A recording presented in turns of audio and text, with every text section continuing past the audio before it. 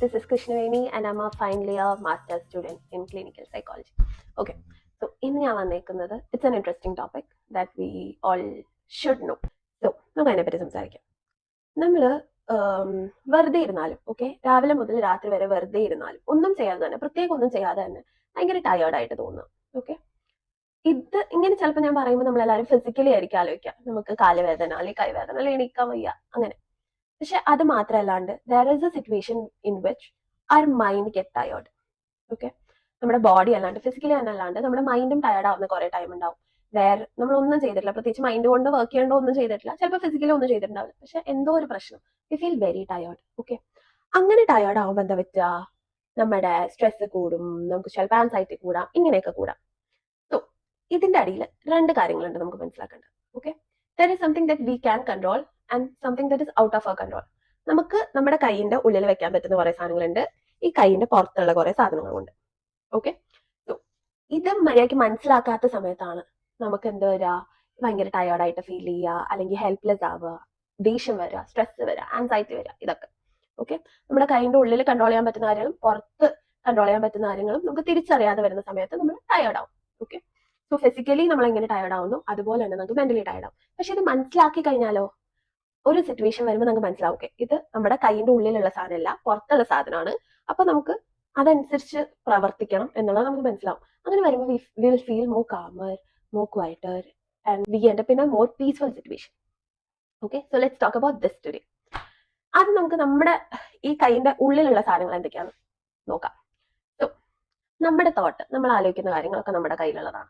അതുപോലെ തന്നെ നമ്മുടെ റിയാക്ഷൻ, ഒരാൾ ഒരു കാര്യം പറയുമ്പോഴോ അല്ലെങ്കിൽ ഒരാളെന്നല്ല, നമ്മുടെ എന്തെങ്കിലും കാര്യത്തിന് നമ്മൾ എങ്ങനെ റിയാക്ട് ചെയ്യുന്നു എന്നുള്ളത് നമ്മുടെ കയ്യിലുള്ള കാര്യങ്ങളാണ്. അതുപോലെ തന്നെ നമ്മുടെ എഫേർട്ട്, ഒരു കാര്യത്തിന് വേണ്ടിയിട്ട് നമ്മൾ എന്തോരം എഫേർട്ട് എടുക്കുന്നു, നമ്മുടെ ചോയ്സ്, രണ്ട് സാധനം തന്നിട്ടുണ്ടെങ്കിൽ അതിൽ ഇത് വേണോ അത് വേണോ എന്ന് ചൂസ് ചെയ്യാവുന്നത് നമ്മുടെ മാത്രം ചോയ്സ് ആണ്. അതുപോലെ തന്നെ നമ്മുടെ ബൗണ്ടറീസ് എന്ന് പറഞ്ഞാൽ ഒരാൾ അടുത്ത് എന്തോരം വരണം, ഫിസിക്കലി മാത്രമല്ല ഞാൻ പറയുന്നത്, മെന്റലി നമ്മുടെ മൈൻഡിന് ഓക്കെ ആയിട്ടുള്ളവർ എന്തോരം വരാം, അല്ലെങ്കിൽ നമ്മളെ കൂടുതൽ എന്താ പറയാ ദേഷ്യപ്പെടുത്തുന്നവരോ അല്ലെങ്കിൽ നമ്മളെ കൂടുതൽ ഹരാസ് ചെയ്യുന്നവരോ എന്തോരം വരാം എന്ന് നമ്മളൊരു ബൗണ്ടറി വെക്കുമല്ലോ. അത് ഫിസിക്കലി മാത്രമല്ല മെന്റലി വെക്കണം. സോ ഇതൊക്കെ നമ്മുടെ കൺട്രോളിലുള്ള സാധനങ്ങളാണ്. ഓക്കെ, ഇനി ഒരു എക്സാമ്പിൾ പറയുകയാണെങ്കിൽ ഞാൻ പറയട്ടെ. സോ ഞാൻ ഒരു ദിവസം ഭയങ്കര സുന്ദരിയായിട്ട് ഒരുങ്ങി പുറത്തു പോവാണ്. അപ്പൊ എനിക്ക് വേണം എന്താ, എന്നെ കാണുന്ന ഫ്രണ്ട്സ് ഒക്കെ എന്നോട് പറയണം നിന്നെ കാണാൻ നല്ല ഭംഗിയുണ്ട്. ഓക്കെ, പക്ഷെ ഞാൻ പോയിട്ട് അവരെന്നോട് ഒന്നും പറഞ്ഞില്ല. അപ്പൊ ഞാൻ അന്ന് രാവിലെ അത്ര എഫേർട്ട് എടുത്തിട്ടാണ് ഞാൻ പോയേക്കുന്നത്, പക്ഷെ അവരെന്നോട് ഒന്നും പറഞ്ഞില്ല. അപ്പൊ എനിക്ക് ഭയങ്കര സങ്കടമായി. അയ്യോ, പിന്നെ അന്നത്തെ ദിവസം ഫുള്ള് ഞാൻ സങ്കടപ്പെട്ടിരിക്കുകയായിരുന്നേ.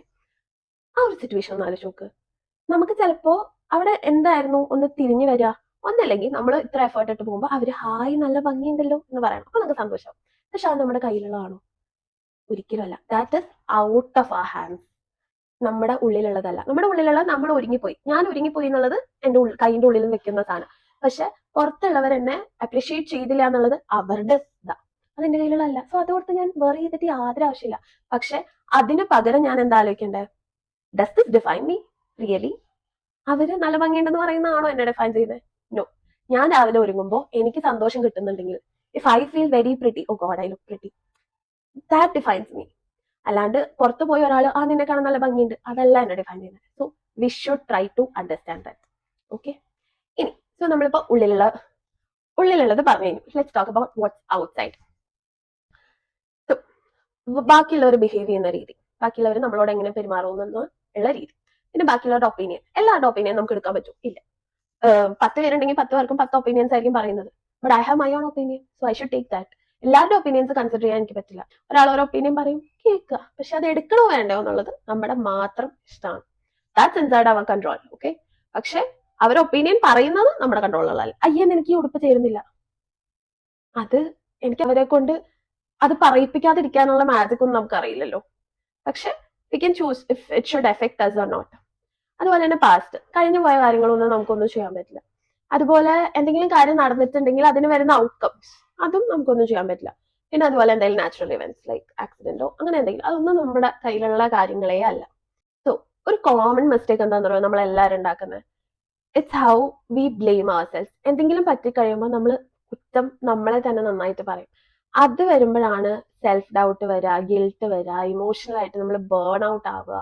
ഇങ്ങനെയെല്ലാം വരുന്നത് നമ്മൾ സ്വന്തമായിട്ട് ബ്ലെയിം ചെയ്യാൻ തുടങ്ങുമ്പോഴാണ്. പക്ഷെ അപ്പൊ ആലോചിക്കുക, ഇങ്ങനെയാണോ ചെയ്യേണ്ടത്, ഇത് എൻ്റെ ഉള്ളിൽ വരുന്നതല്ലല്ലോ ഇത് എന്നുള്ളത് ആലോചിക്കുക. ഇങ്ങനെ നിങ്ങൾക്ക് തോന്നുന്ന ഒരു നിമിഷമാണെന്നുണ്ടെങ്കിൽ ജസ്റ്റ് ട്രൈ ഞാൻ ഈ പറയുന്ന ആക്ടിവിറ്റി. ഒരു പേപ്പർ എടുത്തിട്ട് അതിനുള്ള ഒരു വലിയ സർക്കിൾ വരയ്ക്കുക. Okay, draw A bigger circle and അതിൻ്റെ ഉള്ളിൽ ഒരു കുഞ്ഞു സർക്കിൾ വരയ്ക്കുക. എന്നിട്ട് തിങ്ക് അബൌട്ട് ഇറ്റ്. ഓക്കെ, നമ്മുടെ കയ്യിലുള്ള ഈ കുഞ്ഞു സർക്കിളിന്റെ ഉള്ളിൽ നമ്മുടെ കയ്യിൽ ഒതുങ്ങുന്ന കാര്യങ്ങളും വലിയ സർക്കിളിന്റെ ഉള്ളിൽ എക്സ്റ്റേണൽ തിങ്സ് എന്ന് വെച്ചാൽ പുറത്തുനിന്നുള്ളത് എഫക്ട് ചെയ്യുന്ന കാര്യങ്ങളും എഴുതി വെക്കുക. എന്നിട്ട് ആലോചിക്കുക, ഈ പുറത്തുള്ള കാര്യത്തിന് ഞാൻ ഇത്ര എനർജി ഇടേണ്ട ആവശ്യമുണ്ടോ? Ask yourself. For me it's a big no. There is no need to put the energy. So അതൊന്ന് നോക്കുക, അത് ആലോചിച്ച് നോക്കുക. എന്നിട്ട് ഒന്ന് ഇരുത്തിയിട്ട് ഓക്കെ, ഈ ഉള്ളിലുള്ളതിന് മാത്രം ഞാൻ എനർജി ഇട്ടാൽ മതി, പുറത്തുള്ളത് എൻ്റെ കാര്യമല്ല, ആൻഡ് ബാക്കിയുള്ളവരെ എനിക്ക് മാറ്റാനും പറ്റില്ല. സോ അങ്ങനെ ആലോചിച്ചതിന് ശേഷം എനർജി ഇടേണ്ട സ്ഥലത്ത് ഇടുക. നമ്മുടെ എഫേർട്ട് ഇടേണ്ട സ്ഥലത്ത് നല്ലോണം എനർജി ഇട്ട് എഫേർട്ട് എടുത്ത് ചെയ്യുക. പുറത്ത് നമ്മുടെ എഫേർട്ട് ഇടണ്ടേ? വേണ്ട, വിട്ടുകളയാം, പീസ്ഫുൾ ആയിരിക്കും. സോ ഈ പീസ് എന്ന് പറയുന്ന സാധനം എല്ലാം കൺട്രോൾ ചെയ്യുമ്പോൾ വരുന്നതല്ല, പക്ഷെ നമുക്ക് പറ്റുമോ എന്ന് നോക്കിയിട്ട് നമുക്ക് പറ്റുന്ന കാര്യം കൺട്രോൾ ചെയ്ത് കഴിഞ്ഞാൽ ആ പീസ് എന്ന് പറയുന്നത് അല്ലെങ്കിൽ സമാധാനം എന്ന് പറയുന്നത് നമ്മുടെ ഉള്ളിലേക്ക്, നമ്മുടെ ജീവിതത്തിലേക്ക് പതിയെ വന്നോളൂ. പുറത്തുള്ള ഫാക്ടേഴ്സിലെ ഭയങ്കരമായിട്ട് സ്ട്രെസ് അടിക്കാതെ നമ്മുടെ കയ്യിലുള്ള കാര്യങ്ങൾ നന്നായിട്ട് ചെയ്തിട്ട് അതിൽ വരുന്ന സന്തോഷങ്ങളിനെ നന്നായിട്ട് ഏറ്റെടുക്കാൻ നോക്കുക. Okay, so I hope you all like it. Help ചെയ്തു എന്ന് വിചാരിക്കുന്നു.